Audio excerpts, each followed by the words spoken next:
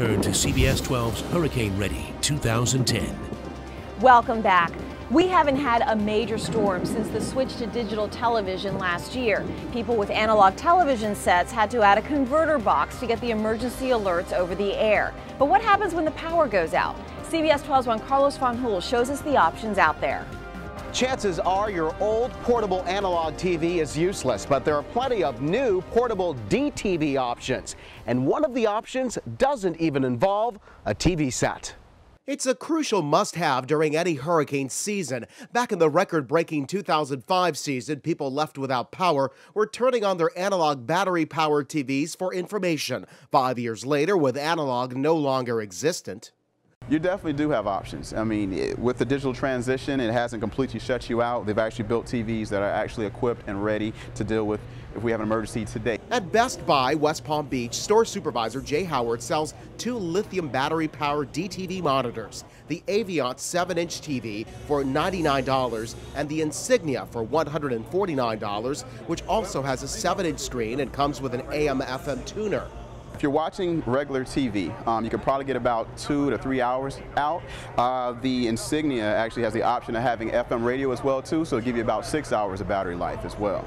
Both TVs have car chargers for a quick boost. You can also remove the antenna and plug in a coaxial cable. Underground cable lines can still function despite a power loss. And for computer users, your laptop may also be an option for watching local TV in an emergency. For $69, Best Buy also offers the hybrid TV stick, a TV antenna for your laptop.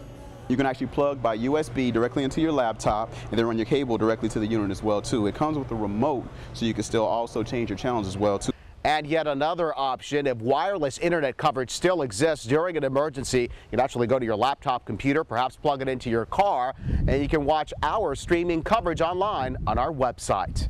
I'm Juan Carlos Van Hool. Now back to you.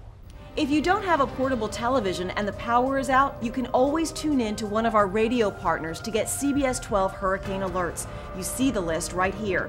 We also have a complete list on our website, CBS12.com.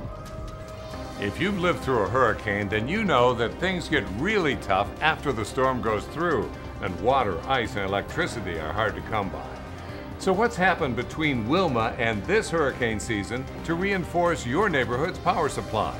CBS 12's John Bachman gives us this behind-the-scenes look from Florida Power and Light. FPL is hard at work out here building the new West County Energy Facility, but they tell us that's not the only work they've been doing. They've also been hard at work making the power grid stronger in the event of another hurricane.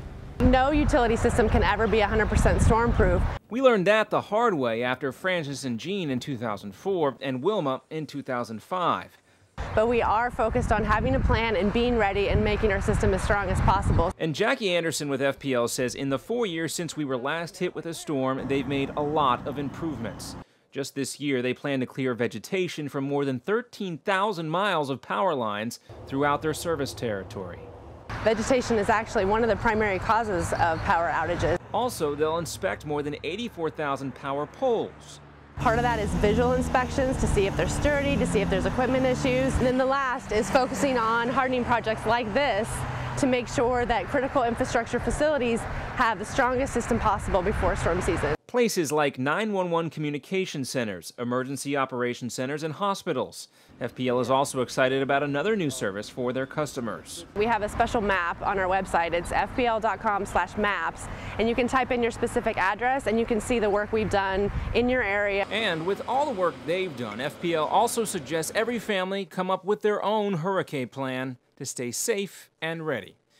I hope that gives you a better understanding of what FPL has been doing to make our power grid stronger. I'm John Bachman. Now back to you. A generator can be a savior when a storm knocks out the power for days. But as we've seen time and time again, they can also be deadly if you're not careful. It's important to understand the do's and don'ts before disaster strikes. First off, never use the generator indoors or near a window where the fumes can blow into your home. Also, never add fuel to a hot engine. It could spark a fire. Turn the generator off and let it cool down first. One of the biggest dangers is carbon monoxide poisoning. So if you're using a portable generator, pick up a carbon monoxide detector and always keep the generator dry. Documenting the damage to your home and property is one of the first things you should do after a hurricane strikes. The best advice? Take an inventory of everything you own ahead of time and take pictures of your valuables. Include the manufacturer's names, places of purchase, and prices. If your home does suffer damage, whether it's outside or inside, take pictures before you do any cleanup or throw anything away. That way, there's solid proof of your loss. You see our weather technology here on CBS12 every day, but in hurricane season, when the stakes are high, we have the ability to crank it way up. Coming up, an inside look at our 3D technology and how we're putting it to work for you when a powerful storm comes knocking.